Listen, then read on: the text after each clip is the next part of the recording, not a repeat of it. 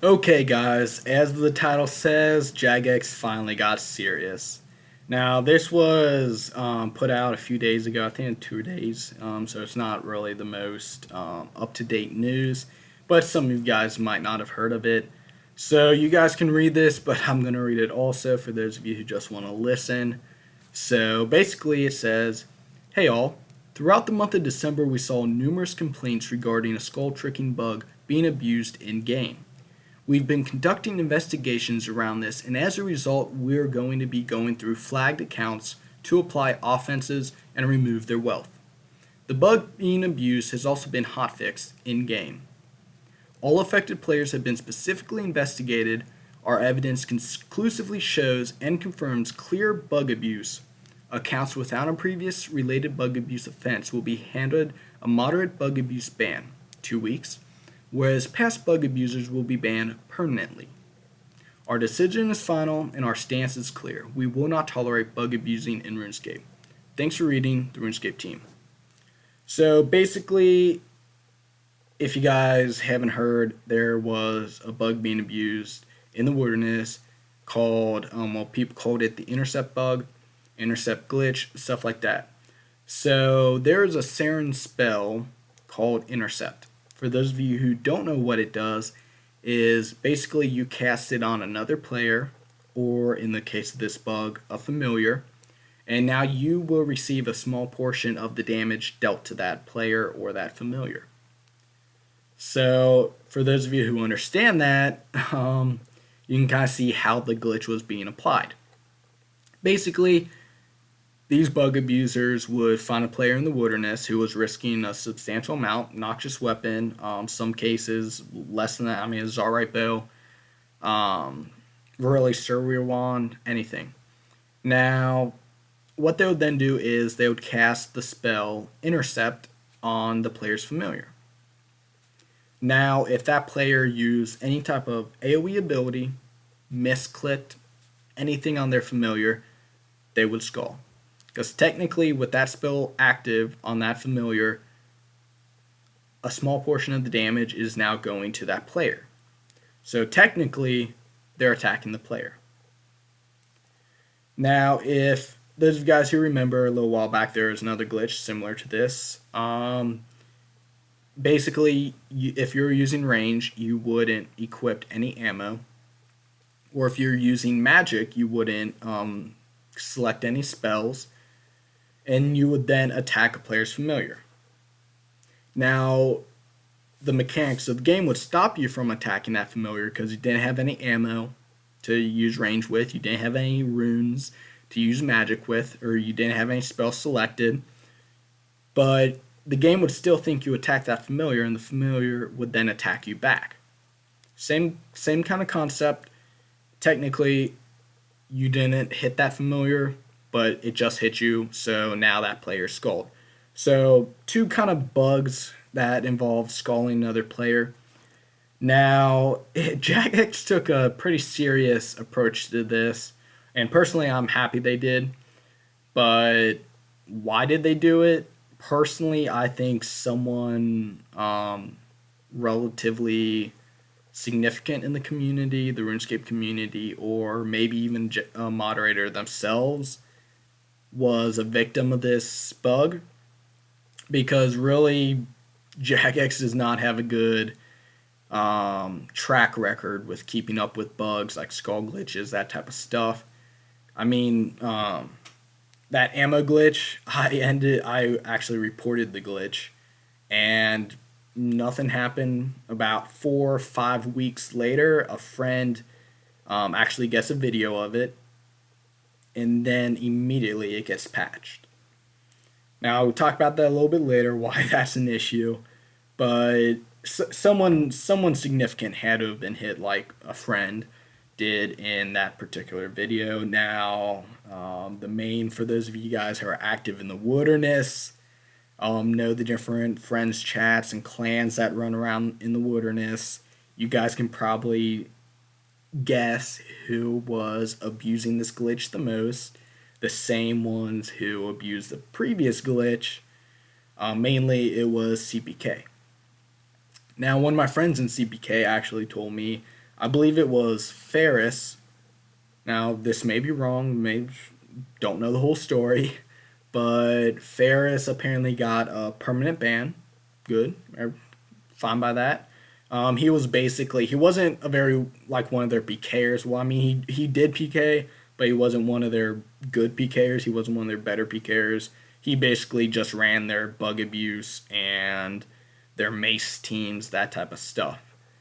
He got permanent ban, and apparently, I think he said or she said 4 or 5 other accounts got 2 weeks banned and wealth reset. Now, is this going to make a huge difference? 2 week ban, nothing too serious. I mean, some of them might be crying a bit, but in all honesty, 2 weeks is pretty light. A pretty light punishment for an offense. Wealth reset.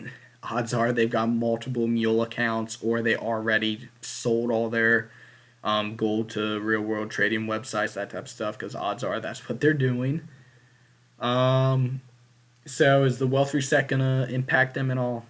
I doubt it. Highly doubt it, unless they're stupid and kept all their money on one account. But anyone who is bug abusing this type of bug and at the amount that they were, odds are they're going to have multiple mule accounts. Now, personally, why am I happy they did this? Well, for one, I kind of take a more, I'll say, honor code type approach to PKing in the wilderness. Do I skull trick people? I do. Use AoE skull tricks. Try to get them to use Dragon Breath, Ricochet, Detonate, stuff like that. Do I feel bad about it? Sometimes, yeah. I mean, but hey, I'm in the wilderness. I'm a PKer. I'm going to make money. And hey, sometimes the money filters back to you guys in the forms of giveaways and that type of stuff. So I don't think it's a big deal skull tricking someone. It's more of a morals thing. If you can sleep at night, go ahead and do it. Now, skull glitching, personally, I'm against skull glitching. The ammo rune glitch that I told you about, where you attack with someone's familiar, and by default, it attacks you back. I was one of the ones who was in on that glitch a little bit early on. It originated in YPK of quite a far while back.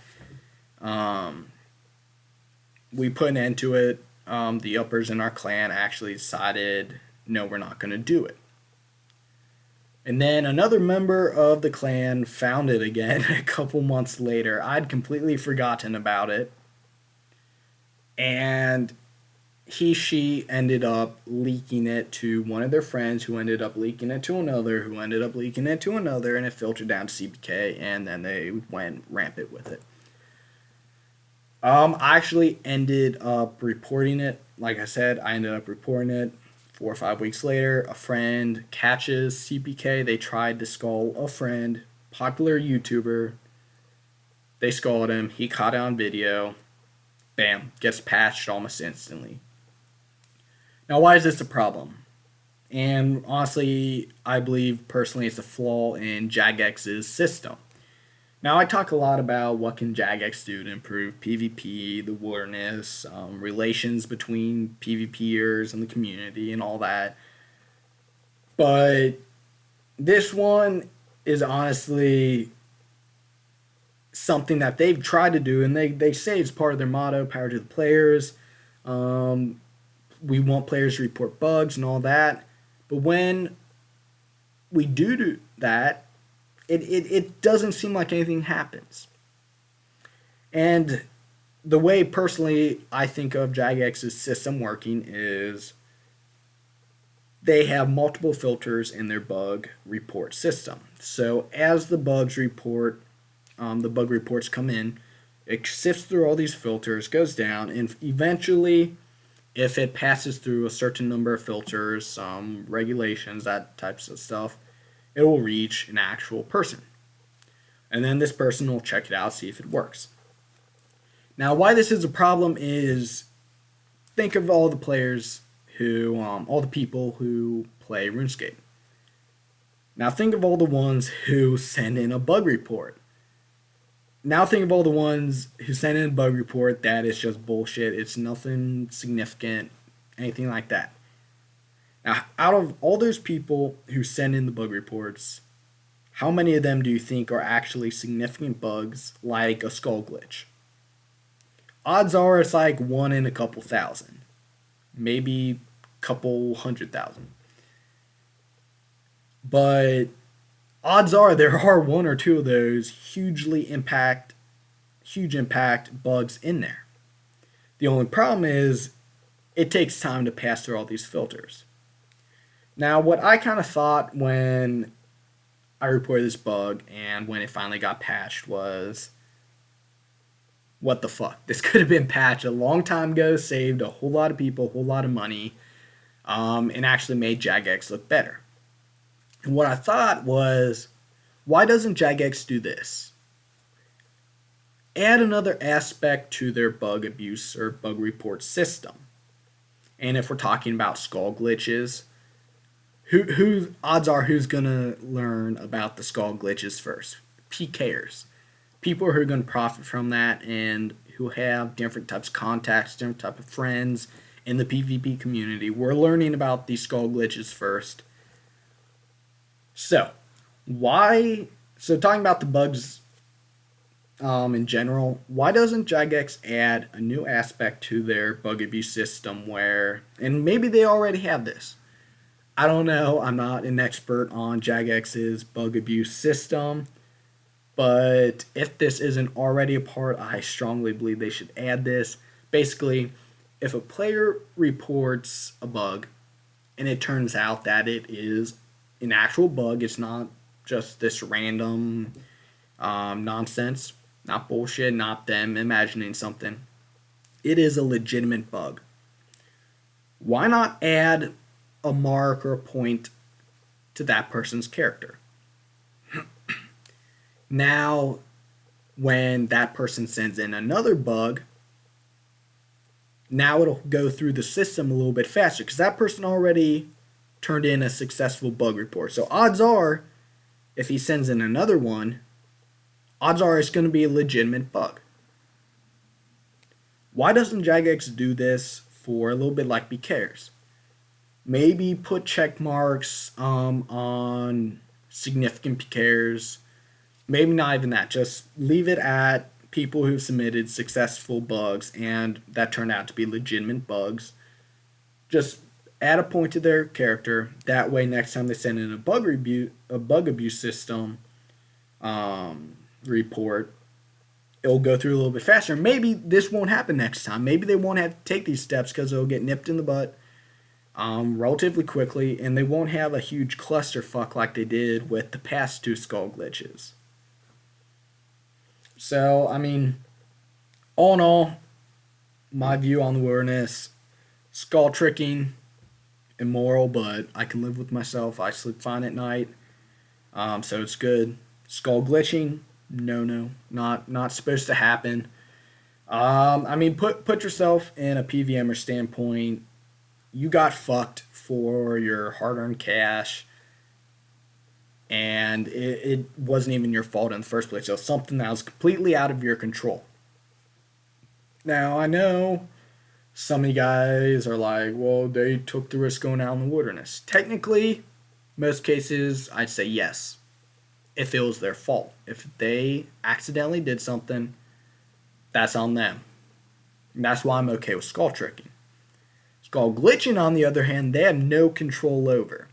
Basically, you're saying anyone who goes in the wilderness, whether it be 1 item, 2 items, 3 items, they deserve to lose all those items. And that's one of the types of mindsets that's kind of fucking the PvP community at this point. That's personally why I believe PVMers hate us, hate BKers, is because we have this shark type of, I'll think of it a little bit here. We're the sharks, okay, we're the wolves, they're the sheep. We prey on them. That's the food chain. We're alphas, they're betas, whatever. That's kind of the mindset of a lot of people in the PvP community. And really, if we kind of got back to the we're all the same types of players, just some of us have a little bit more experience, and those who do have a little bit more experience need to share it with the other people, then I can see PvP community starting to grow a little bit and relations between PvP and PvM gain a little bit better. I mean, if you look at the past PvP polls, anything that has PvP or wilderness related content, if you look at the ratio of people who voted for it, it's like 8 or 9% of the RuneScape community actively PvPs or has actually voted for PvP content. If you filter, if you take into consideration a lot of those, a lot of that percentage just voted for it because they don't care. They've never gone to the wilderness. They don't plan to. That's personally what I do if they do a skilling. Like, do you want us to work on skilling? I don't really skill. I don't really intend to skill too much in the future. I'm a PKer. That's what I love to do. That's why I play the game. I'm not going to vote down on it. I mean, maybe Joe Blow over in Arkansas or something likes skilling. I'm not going to take that away from him. I'll vote for that. But and if any of you guys are wondering, well, why aren't PvP? Why don't they just vote for PvP? I mean, that doesn't hurt them if they choose not to do it. Well, you see all these skull glitches and all these PvMers getting fucked. Well, that's why, because they actually hate us. They feel it's not a part of the game that should be actively played or should be encouraged by Jagex. So that's kind of my 2 cents on it. We ran a little bit of a long video here, 17, 18 minutes, maybe 19 by the time I stopped rambling on. Future videos, Iron Man. It's officially normal account now, so I can start PKing. I have PK'd a little bit on it. Haven't really gotten anything too significant to make a video. Maybe I'll make an update video. Legacy PKing, still getting ragged out of World 18. Been looking for fights on not World 18, World 97. People are holding old grudges, particularly one friends chat named 1849. About 5 months ago, our clan had, well, they would try to rush load using Legacy, just pile everyone. They had like 15, 20 people, just pile all the EOCers. But then, particularly YPK and a few other people, we kind of just banded together, started dragging them to 1v1 areas, and we ended up getting, I think it was either 40 or 50 mil off them by the time they called it quits, because they just kept coming back. It was great. Apparently they're still mad about that. Don't know why they hold grudges. Those are really the only people trying to rag me at this point, besides JAPK, CPK, SAPK, JWF, if they're still around. I don't really keep track. Basically, everyone not YPK tries to rag me.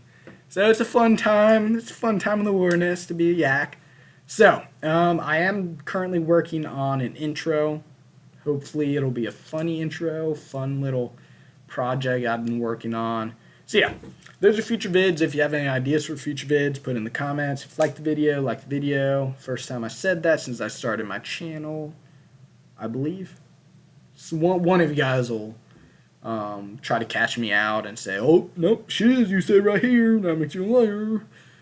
So, yeah, like the video if you like the video, subscribe if you're not subscribed, and I hope you guys enjoy the video. If you, okay, new thing, if you dislike the video, tell me why you disliked it, because if you don't, if you're like an actual subscriber, someone who watches my videos, and you dislike the video, tell me why you disliked it in the comments, because if you don't do that, then I'm just gonna think you're just typical guy. just dislikes it to dislike the video because you don't like me. So if you have an actual issue with the video, let me know. I'll talk about it, and if it's a legitimate concern, I'll take it into consideration. Maybe I won't do it in the future. So, 20-minute mark. Yep, said everything. Hope you guys had a spectacular day as always, and I'll see you guys in the next video.